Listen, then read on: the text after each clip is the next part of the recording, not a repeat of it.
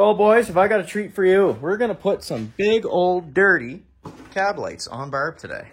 Check that out. Big, massive shout out to First Gen Industries for doing what they're doing and bringing all these unobtainable parts back to life. They've worked with Mopar. These are authentic Mopar parts. And you can get this at First Gen Industries. I'll put the link in the description. You can also buy the template, so you don't have to do some guessing and measuring. You just cut the template out, put it on the roof, and tape her down and drill accordingly. So we're gonna throw one of these on and see how she looks. Okay, so before we get rolling here, I'm just gonna show you what the kit comes with. So you're gonna have your leads for all your bulbs. You've got the gaskets that go between the roof and the lights. Get your screws here and your bulbs, so screws and bulbs. And then you've also got the lead that goes down your pillar, your A pillar, down to the plug, which is actually already in the dash. So all these trucks came factory with that. And of course, the lenses. They look freaking awesome. Them chubby girls are gonna be able to see coming from a mile away, boys. 10-4.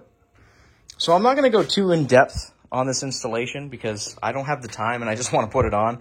Making videos prolongs things quite substantially. So if you want a more in-depth, detailed video on actually how to do this, I suggest you go over to Tyler Ovens' YouTube channel. He just did this a while back and he killed it in the description. So big shout out to Tyler. Thanks for the good video.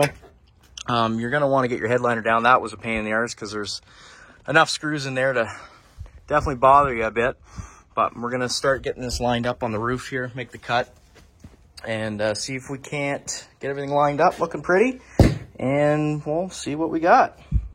Although there is one thing I will add. Tyler already talked about it in his video, but you definitely have to pay attention to this, right? Because there were trucks produced in the USA and there were trucks produced in Mexico. Mine being a club cab and being that the VIN has it starts with a 3, it was made in Mexico. It'll also say that on the inside of the door here. Chrysler, Mexico. So there you go. Keep your eyes peeled on that. You don't want to drill the wrong holes and be screwed, because this job may not be a big deal. It's a quite easy job, but drilling holes in your perfectly good roof can be a little nerve-wracking. Okay, so the template should look something like that. These arrows here, you want to bring it to the bottom of the drip rail. I mean, you can try to get it as close as possible. It's not really going to be that much off if you know, like that's pretty freaking close. That side might be. No, they're good. They actually look good. So that's what that's going to look like. Hopefully she's not crooked. So some of you might just like doing the old hammer and punch trick, but if you're lazy like me, you can go get yourself one of these bad boys. It's a spring-loaded center punch. So that'll work just fine and dandy. Just like this. Boom. So it's recommended that you use a 1-inch hole saw for the wire holes, but like in Tyler's video, he went with a smaller hole. I went with a 1/2-inch bit. I'm going to try and fish them through there. You probably should go bigger, but I also don't want to have gaping holes in my roof, so we're going to go with that. Didn't really get to add to that video. Got busy and ran out of daylight. As for the holes that I drilled in the roof, you definitely probably should make them a little bit bigger. Now, if you went and watched Tyler Ovens' video, there's another thing I want to also add.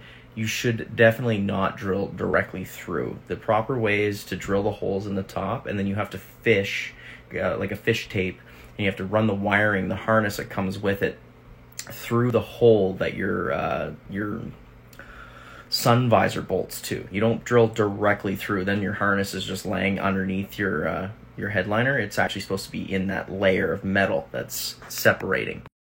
So it's recommended that when you screw the actual lenses on there, you want to make sure that you snug it down and then let it sit overnight, and then re-snug those screws, because they will adjust and they will compress with that gasket. And I really wish I finished the video, but like I said, I got really carried away and I just wanted to get it done. But it's a great kit, looks good still to this day, and here's a couple shots of it rolling around, and hope you enjoyed it.